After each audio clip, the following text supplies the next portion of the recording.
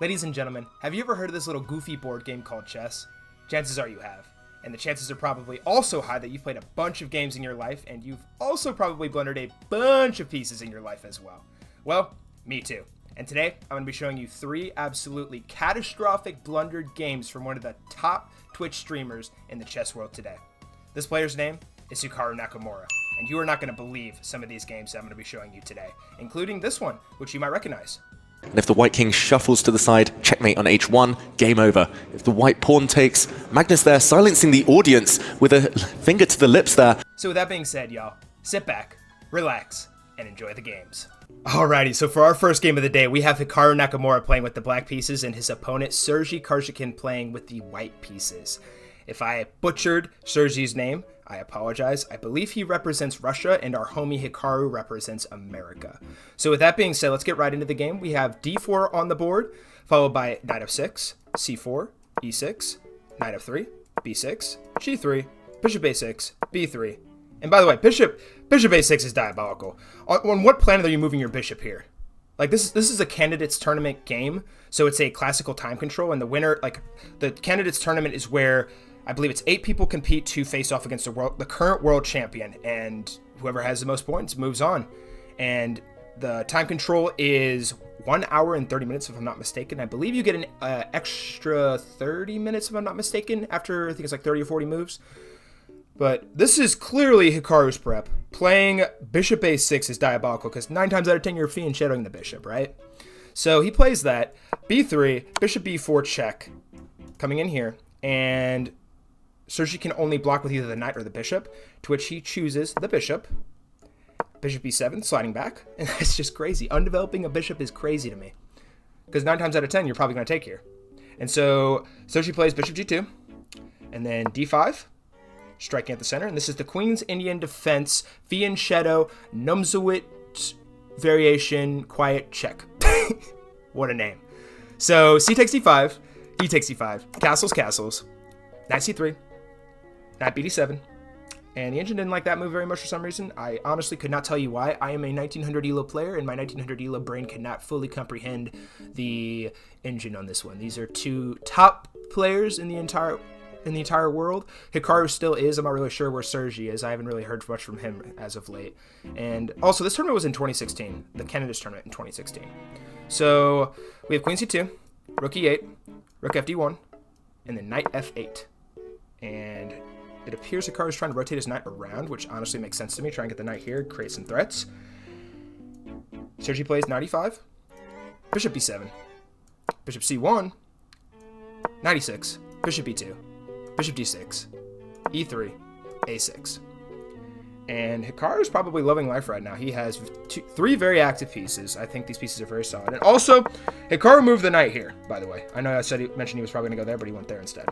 So the bishop slides up to d6. We got e3, a6, and this is where we were. And like I said, Hikaru's probably really loving his position right now. He has a lot of active pieces, and this pawn is a liability at the current moment because it is isolated until you do push a pawn up. But it's not technically isolated due to the fact that, like, obviously you can play that move. So he's not really too worried about that, I don't think. So the game continues with knight e2, sliding the knight back, and then we got c5, our first mistake of the game. So when Sergei takes his pawn, and Hikaru takes back, I believe it's because his bishop opens up. I believe that's why. And the engine doesn't like his bishop being so open, creating a very, very potent X-ray vision here on Hikaru's diagonal here. So the knight slides back to d3. Then we got knight ce4, rook a1, rook c8, queen b1. That's crazy. I'm sorry, that move is crazy. Sliding the queen back, like I know you're trying to get out from under the rook, but like why not? Why would you not? I guess okay. Actually, now that I think about it, it does look a little bit better because then I discovering the square. All right, well, I'm actually 900 ELO. Surprise. Anyways, queen e7, bishop d4, rook takes c1. And honestly, I prefer having the rooks staring at each other because when you take this rook, you do give up control of this file, which is very, very important long-term for most games. But Hikaru decides to take it. I'm not going to hate on Hikaru. Hikaru's 10 times the player I am. Probably like 300 times the player I am, actually. We got b5, b4, knight d7, and inaccuracy. Apparently the engine wanted him to move the knight to, or wanted him to push the pawn to h5, which is crazy to me. But Hikaru plays knight d7, and we got a3, knight f8, bishop a1, knight e6, and we have queen a2, and inaccuracy. Bishop c7, another inaccuracy. The bishop is covered by both the knight and the queen, by the way, so the rook can't take. Knight d4, bishop b6, attacking the knight. We have h4. And in this position, Hikaru took the pawn on g3. Now, chess.com gives this a mistake, but this is a blunder. And I believe Hikaru's idea was after takes, because the pawn's obviously going to take. Now takes d4, which I believe was played. Bishop takes d4. Bishop takes d4. He takes d4. And I think Hikaru was going to get this knight back here, and he was going to win a pawn. But when you go here, queen e8, queen e3 check. Queen comes back. And what's crazy is if you block here, you lose the rook. So the queen blocks. Hikaru plays queen takes d3. Rook c7. And a brutal check is imminent. And Hikaru missed that his bishop was going to be blundered. 8 moves ahead. How many moves ahead was that? It was here. Rook c7. So this was move 29. So 5 moves ahead. Hikaru missed that the rook gets down here. Just takes. And he thought he was going to win a pawn here.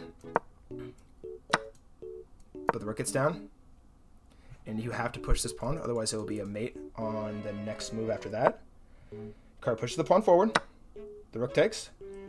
And now Sergey is actually in the lead right now. Game continues with h6. Bishop takes e5 check. King h7. Bishop g2.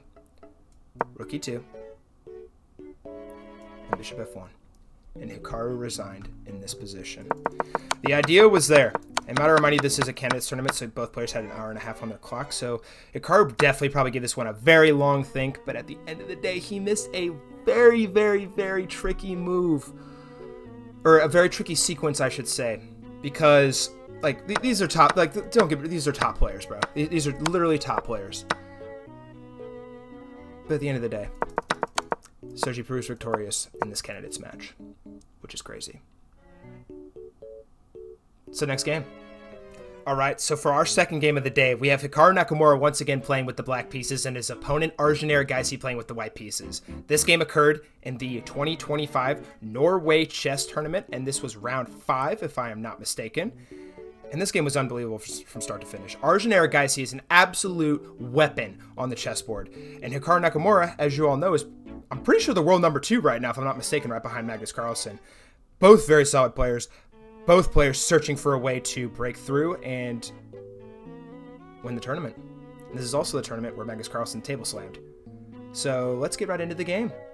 We have Arjun Erigaisi opening the game with knight f3.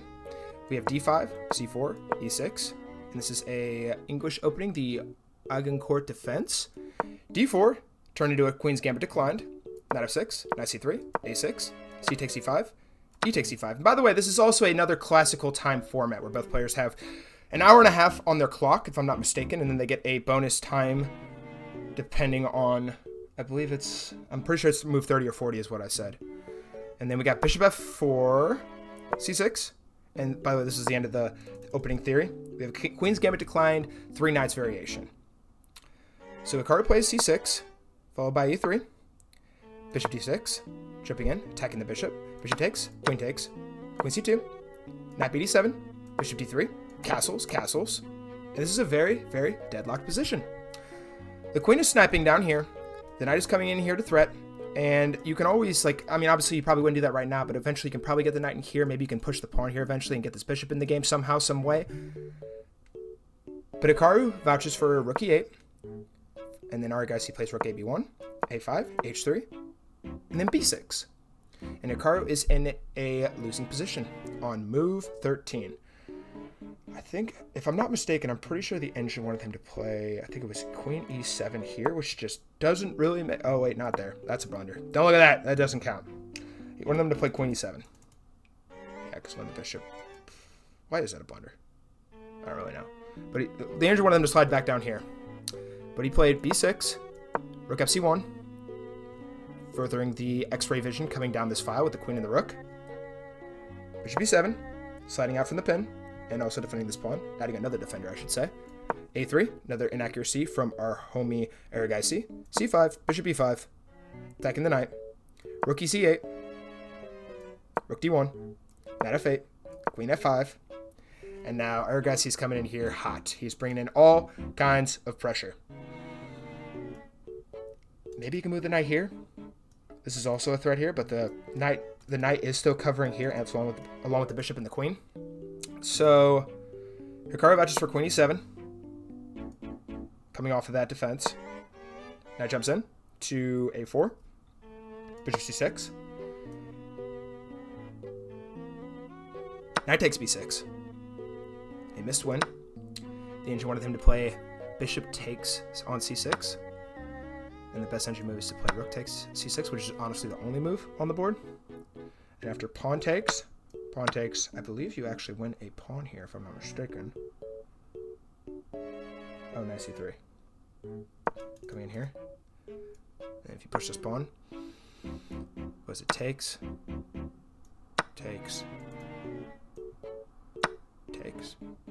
And our guy just has a winning position here. Interesting. But he played here. Hikaru took the bishop. And also, this is a fork, I'm just realizing, which is insane. I didn't even see that at first. But the bishop takes. Knight takes. And I guess he does get the material back, because he's going to get this knight back eventually. So, d takes c5, rook takes c8, rook dc1, a4, knight d4, another inaccuracy from Aragaisi, bishop c4, c6, pushing the pawn forward, cutting off some oxygen from black, because that defends. Knight g6, queen c2, queen a7, queen c3, knight e7, and rook d1. And Hikaru has a winning position here. And the engine says to play knight e4, and the best move on the board for white is to play queen c1. And it wants him to take... Wait. Knight takes c6. Wants him to take here, because that's a free pawn. Crazy. But this was missed. Where am I? Here. Hikaru played h6. Still in a winning position. Rook bc1. Knight e4. Queen e1. Knight takes c6. Knight f4. Bring the knight in. That's the best move on the board. That's a crazy find. And Hikaru blunders his knight. Now, this isn't a move that's going to lose you the game on the spot. It is a move that blundered a winning position. So Arjun Aragaisi takes a knight. Queen has to take back, because it would be a fork if not. Arjun Aragaisi plays rook d4. And Hikaru's winning again. Rook b8, attacking the pawn. Rook c2, sliding down to defend the pawn. Rook b6, queen a5, attacking here. And there's so much happening in this position. Both these players very, very strong. Rook a6, attacking the queen again, because it's covered by the bishop. What if you... Can you sack here? That's interesting. So queen e1, sliding the queen back. Rook g6, queen d1, queen g5, trying to threaten checkmate. Queen f3, bishop b3, rook c8 check, slide the king up, only move. h4, queen takes h4, and the rook is pinning the knight to the queen. This is not a free pawn, I do, because the bishop does go backwards. Bishops do go backwards. Fun fact, if you didn't know that. Queen takes f7. And checkmate is brewing. Hikaru plays rook f6. Chess.com gives this a miss, but this is obviously a blunder. If you look at the eval bar, it goes down, or it goes in white's favor by like 8 points of differentiated material. So when the queen goes to g8, king g6, and Arjun Aragaisi just absolutely phenomenal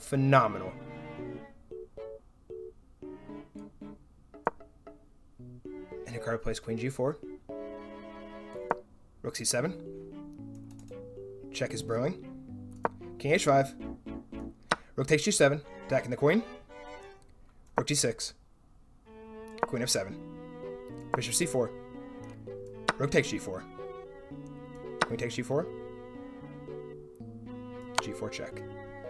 And Hikaru resigned in this position.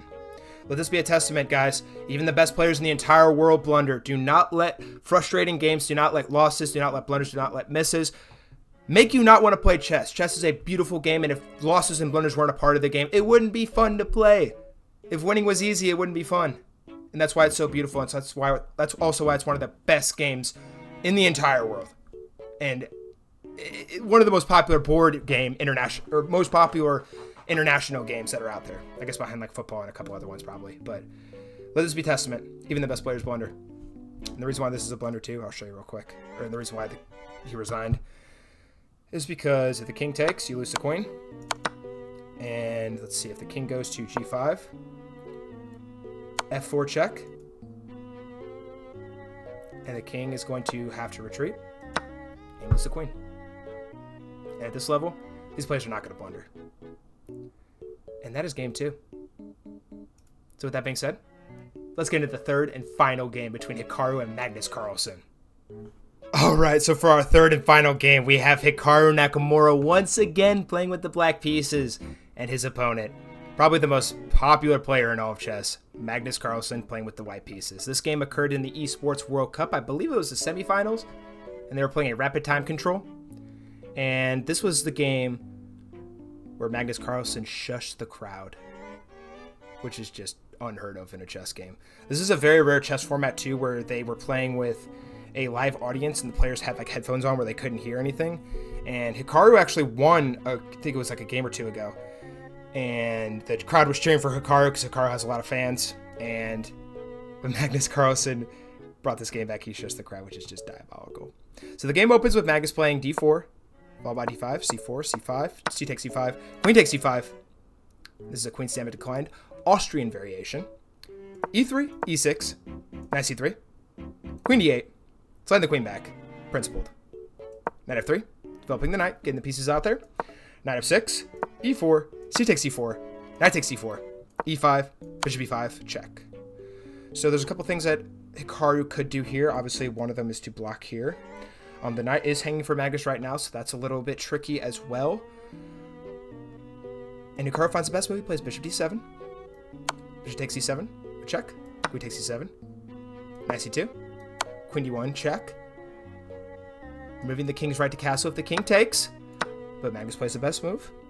And takes the queen with the king, which is the best move. Knight c6, king e2, knight b4, knight e3, rook c8. Getting the rook in the game, creating some threats. We have rook d1, bishop c5, knight f5. Coming in here to attack the pawn. Hikaru plays pawn g6, best move on the board. Bishop g5, attacking the knight. Rook c8. And Magnus Carlsen played knight d6 check. Completely and utterly sacking a piece. And the reason why he did this is because after bishop takes, the knight will also fall for Hikaru. And when Hikaru castles, this bishop is completely cutting off the oxygen in the black position. A diabolical knight sacrifice from Magnus Carlsen. We have rook c1 on the board. Rook fc8. g4. Knight a6, which is a mistake. Magnus plays rook d5, which is a miss. Knight b4. Rook d2. Bishop f8. Slide the bishop back, trying to get the bishop in here to get the bishop out of this very, very threatening position. We have g5. Bishop slides up. Bishop e7. That's a crazy move. Slide the bishop in here. Crazy, crazy stuff. Bishop f8. Bishop takes. King takes. Rook cd1. And Hikaru played knight a6. And Magnus Carlsen has a winning position. He was winning a second ago, but this is more of a winning position now. Knight b5, jumping in. Hikaru plays rook b6, attacking the knight. Knight takes on a7. And Hikaru plays rook e8. And the reason why this is a catastrophic mistake, it should be a blunder. I mean, because look at the eval bar. Because of rook c1. Knight b8. Knight c8. Rook c6. Attacking the knight. Rook takes, knight takes, b6 with the knight. Knight b4 check. And also, Magnus Carlsen is up a pawn, if you didn't already know that. Pretty obvious, I would hope. King e3. King g7. Knight d7. Knight e6. And the pawn will probably push h4. Knight f4. Bring the knight in, trying to create some kind of counter threat. King e3. And I honestly have no idea what the time was in this current spot, but these players are probably running out of time by now. h6, attacking the pawn. Knight takes e5, sacking the knight. Because when the pawn takes. And also, if Magnus takes here, loses the knight. Or excuse me, if Hikaru takes, he loses the knight. So here. And Magnus gives up 2 pieces of material. Rook jumps in, pawn pushes, rook jumps in. Rook slides over. Rook jumps in. Rook takes. Magnus takes the pawn on b7. Rook g4. Rook takes f7 with check. King takes f7. Knight e5 check. Forking the king and the knight. King e7. Knight takes g4. Knight takes g5. a4. And I believe Magnus Carlsen defeated Hikaru Nakamura in this position. And after this game, Hikaru leaped across the table and just clocked Magnus Carlsen in the face. A 1-2 combo to the jaw. No, I'm just kidding. He didn't actually do that. He just shook his hand, called it a day, and was a good sport about it. But this move right here costed him everything. Everything. A chance at a massive prize fund in this tournament.